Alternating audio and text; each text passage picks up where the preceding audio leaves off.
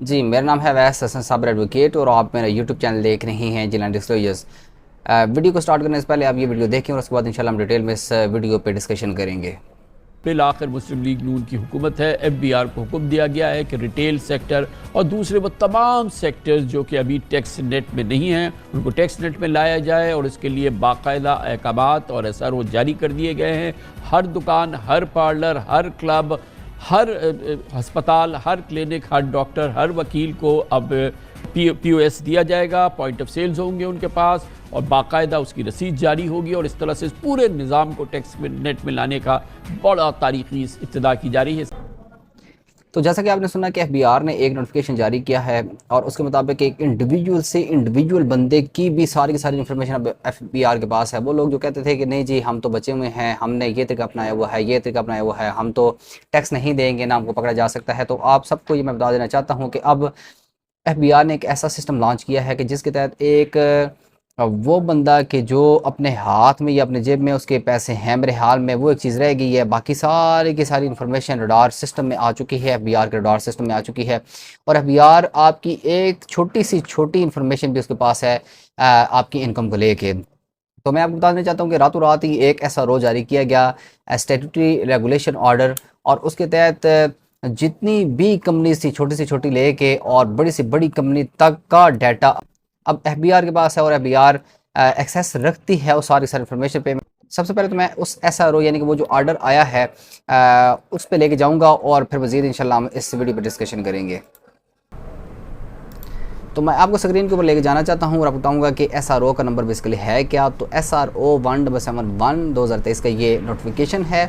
5 दिसंबर 2023 को ये रिलीज़ किया गया और इसका जो मकसद है वो है real time access to information and data base, यानी कि हर बंदे की जो इन्फॉर्मेशन है उसके ऊपर एक्सेस रखना है रिगार्डिंग इनकम, यानी कि उस बंदे की जो इनकम आ रही है, कहाँ से आ रही है, कौन से इदारे के साथ उसका ताल्लुक़ है। तो हर इदारे को ये हुक्म दिया गया है कि आपने 15 दिसंबर के बाद जितने भी इंडिविजुअल आपके पास हैं किसी भी इन्वेस्टमेंट को लेके, किसी भी इनकम को लेके आपने उसका डाटा हमें प्रोवाइड करना है। अब इसको रडार सिस्टम का नाम क्यों दिया गया वो भी आपको बता देना चाहता हूँ। और 39G में इसकी जो डेफिनेशन है वो है real time access to information and database.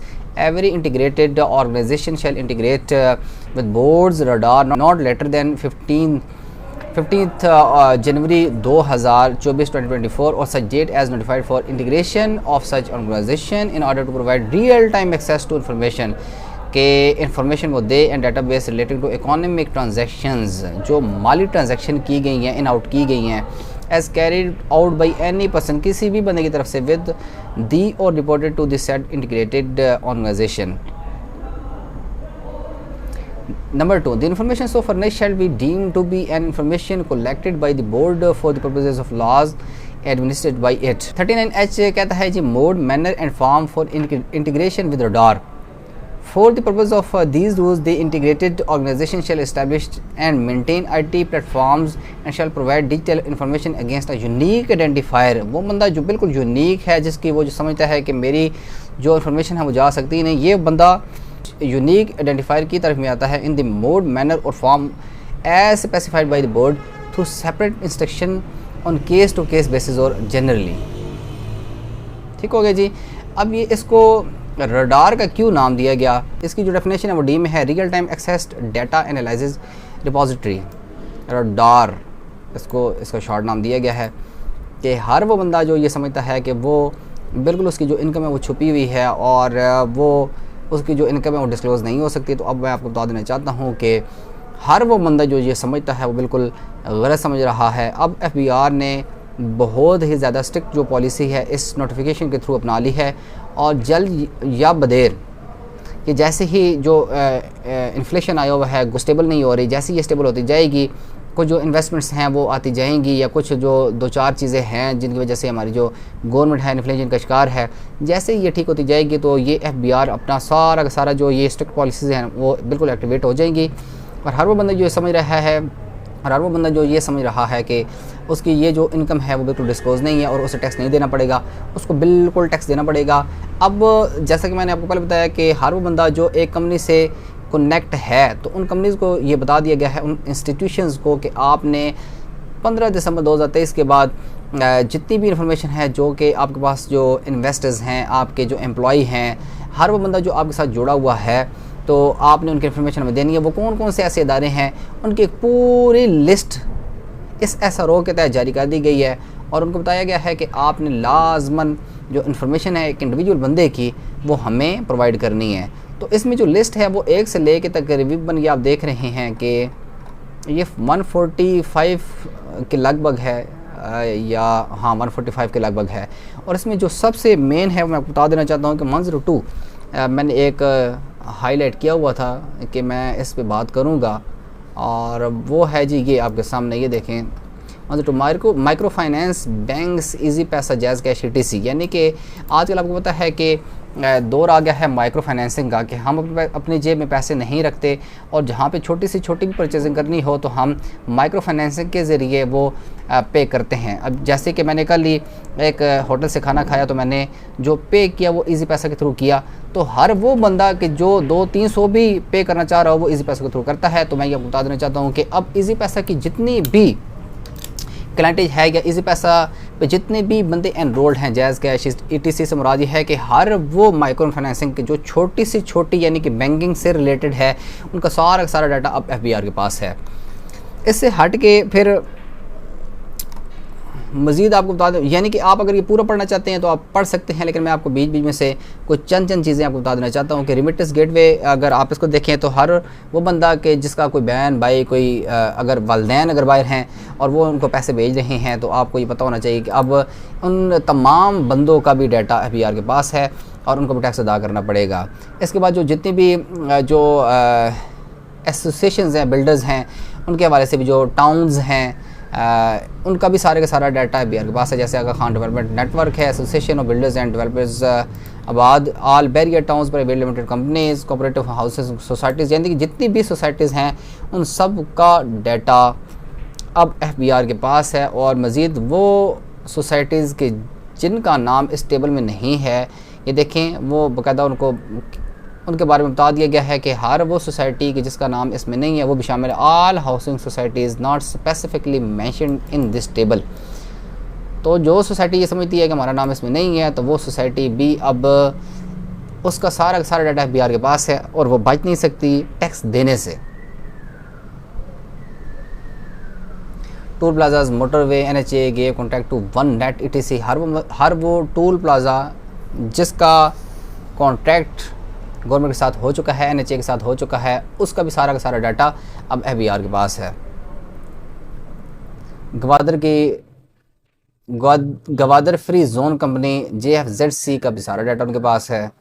China overseas ports holding company Pakistan limited, navy housing societies, यानी कि सोसाइटीज़ तो सारी आ चुकी हैं ना, एयरफोर्स हाउसिंग सोसाइटीज़ आ गई, all defence housing authorities, DHAs, cooperative housing societies. हमको मैं पहले बता चुका हूँ कि इनका सारा डाटा अब FBR के पास है।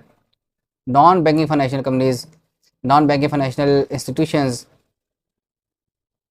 मुदारबा companies, micro finance bank, Easypaisa जायज़ कैश में पहले बताता हूँ। इन्वेस्टमेंट बैंक्स, जो भी बैंक खाली इन्वेस्टमेंट को लेके चलते हैं कि इन्वेस्टमेंट आपने करनी है तो आपको ये दिया जाएगा, ये दिया जाएगा, ये मुराद दी जाएंगी, ये आपको फ़ायदा होगा। तो हर वो बैंक है जो कि इन्वेस्टमेंट को लेकर चलता है उसका भी सारा का सारा डाटा अब FBR के पास है। और इन बैंक्स ने खुद ही ये सारा का सारा डाटा FBR के कहने पर उनको प्रोवाइड किया है।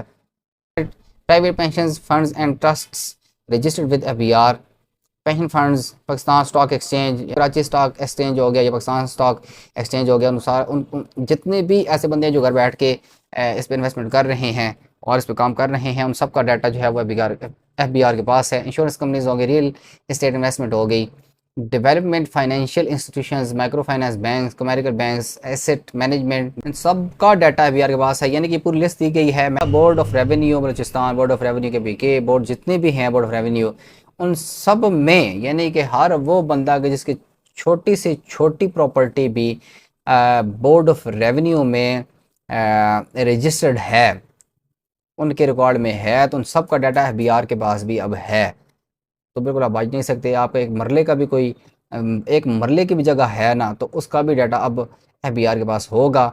यानी कि इसमें कुछ जो है वो इदारे हैं जिन्होंने FBR को इंफॉर्मेशन फ्राहम कर दी है, लेकिन कुछ इदारे ऐसे हैं जो अभी मज़ीद जो है वो इंफॉर्मेशन फ्राहम कर रहे हैं FBR को, और जल्द या बदेर अब ये इंशाल्लाह बीआर ने बहुत ज़्यादा स्ट्रिक्ट पॉलिसीज़ इख्तियार करने के बाद ये अब टैक्स वसूल करना स्टार्ट कर देना है, तो आप बच नहीं सकते। और इससे पहले कि आप अभी फाइलर नहीं बने तो आप फाइलर अब बन जाएँ। वो लोग जो नॉन फाइलर हैं उनको टैक्स ज़्यादा अदा करना पड़ता है, और वो लोग जो फाइलर हैं उनको कम टैक्स अदा करना पड़ता है। तो Pakistan stock exchange, Pakistan council of scientific and industrial research, ministry of industries and production, यानी कि आप ये सोचें कि हर वो बंदा के जो इन इदारों में इनरोल्ड है और बाकायदा उसकी इन्फॉर्मेशन इन इदारों के पास है, तो उसकी इन्फॉर्मेशन अब एफबीआर के पास है या नहीं है, जल्द ही पहुंच जाएगी। स्टेट बैंक ऑफ पाकिस्तान के आप ये सोचें कि तकरीबन हर 10 में से 6-7 बंदों का अब बैंक अकाउंट है। आपको पता है कि हर bank state bank of Pakistan के फिर अंडर रजिस्टर्ड होता है, तो हर वो बंदा के जिसका बैंक अकाउंट है वो स्टेट बैंक ऑफ पाकिस्तान के साथ अटैच है, और अब वो एफबीआर के पास भी उसके साथ इन्फॉर्मेशन होगी। Security and exchange commission of Pakistan, registrar of ships and superintendent of light houses, petroleum division, Pakistan water and power development authority, Pakistan telecommunication authority PTA, Pakistan PTA. आपको पता है कि हर बंदे के पास मोबाइल है, तो वो पीटीए पाकिस्तान टेलीकम्युनिकेशन अथॉरिटी के साथ भी लिंक्ड है। अब जो पाकिस्तान टेलीकम्युनिकेशन अथॉरिटी के साथ लिंक्ड है, तो वो अब एफबीआर के साथ भी लिंक्ड होगा। ओल्ड एज बेनिफिट के जितने भी कस्टमर्स हैं या जो एम्प्लॉयज़ हैं या जो रिटायर्ड एम्प्लॉयज़ हैं, ओल्ड एज बेनिफिट के अंडर जिनका डाटा है उनका डाटा अब एफबीआर के पास है। तो ये पूरी की पूरी लिस्ट है जो 145 इदारों पे मुश्तमिल हैं, और इसमें भी फिर एक्सेप्शन तो नहीं कहेंगे कि मज़ीद तफसीलें कर दी गई है 140 में, कि जो हाउसिंग सोसाइटी जिनका नाम यहाँ पे मेंशन नहीं किया गया, वो भी हाउसिंग सोसाइटी इसमें शामिल हैं, कि वो जो उनके पास एम्प्लॉयज़ हैं या जो उनके पास इन्वेस्टर्स हैं उनका डाटा एफबीआर को प्रोवाइड करें। हर वो हाउसिंग सोसाइटी जिसका नाम यहाँ पे नहीं है वो भी प्रोवाइड करेगी डाटा, वो एग्जेम्प्टेड नहीं है। तो ये पूरी की पूरी लिस्ट दी गई है। तो इससे पहले कि आप के ऊपर छापा पड़े और आप को ज़्यादा टैक्स अदा करना पड़े, आप फाइलर बने और अपनी जो फाइल आप रिटर्न करवा दें, ताकि यानी कि आप ज़्यादा टैक्सेस से बच सकें और आपको कम टैक्स अदा करना पड़े। तो आई होप कि आपको इस वीडियो से बहुत कुछ मिला होगा और आप आगाह हो चुके होंगे कि आपने क्या करना है क्या नहीं करना। इंशाल्लाह नेक्स्ट मिलेंगे एक अच्छी वीडियो के साथ और आपके लिए अच्छी इन्फॉर्मेशन लेके आएंगे। बहुत बहुत शुक्रिया लेने के बाद।